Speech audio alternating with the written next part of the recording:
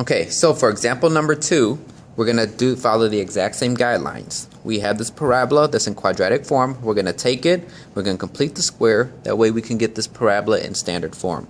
So first thing we need to do is we need to get the y squared with this y. The way we're going to do that is we have to move this 42 over. We got to move that 12y over. So what I'm going to do is I'm going to subtract 42 and I'm going to add 12y. 42's will cancel. Left hand side I'm going to have 2y squared plus 12y. Right hand side, the negative 12y and the positive 12y cancels. So I'm left with negative 40x minus 178.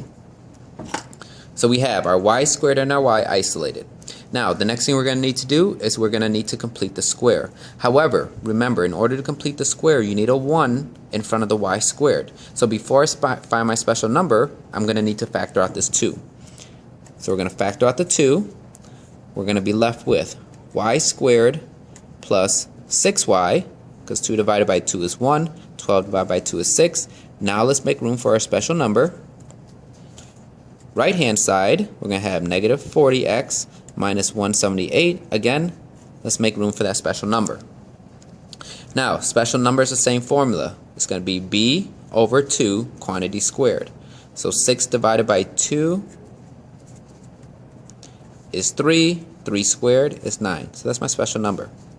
Now, be very careful. You don't put 9 on the right hand side. The problem is that we factored out 2. So to put on the right hand side, we have to take 2 times that special number. Alright, very common mistake. Let's take 2 times the 9. That's going to give us 18, and that's going to be our special number on the right hand side. Now let's start factoring. Left hand side, we're going to have 2 times y plus 3 times y plus 3. Right hand side, we're going to have negative 40x. This negative 178 and the 18, we can combine that.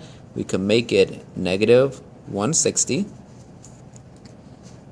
Left hand side, let's combine the y plus 3's to make it y plus 3 quantity squared. Right hand side, there's not much we could do here. Alright, a couple more steps. Let's divide the 2 out. 2's cancel on the left. We're going to end up with y plus 3 quantity squared. Right hand side, every term is going to get divided by 2. So negative 40x divided by 2 is negative 20x. Negative 160 divided by 2 is negative 80. Now we're almost done. The third guideline says is that whatever coefficient is of the non-squared variable needs to get factored out. So the left side is going to stay as is. The right hand side though, we got to factor out that negative 20. So when you factor out that negative 20, we're going to be left with x plus 4. Because negative 80 divided by negative 20 gives us a positive 4.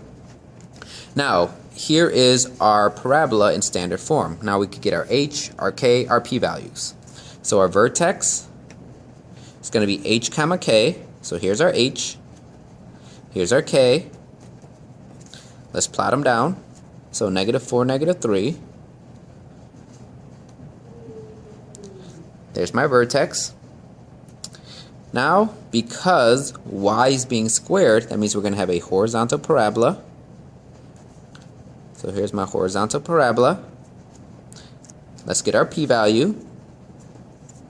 So our p-value is going to be this coefficient divided by 4, which is negative 5.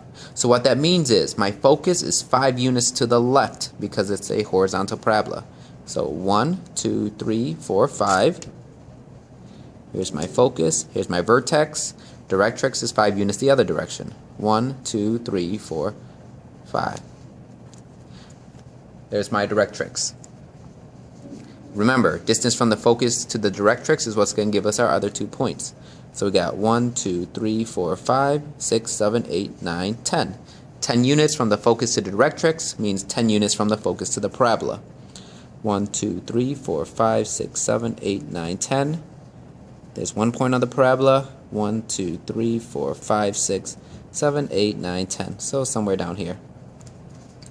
And once you have those points, let's graph our parabola. So starting from our vertex to the points, starting from the vertex to the other point, there is my parabola that started in quadratic form, taken all the way down to standard form.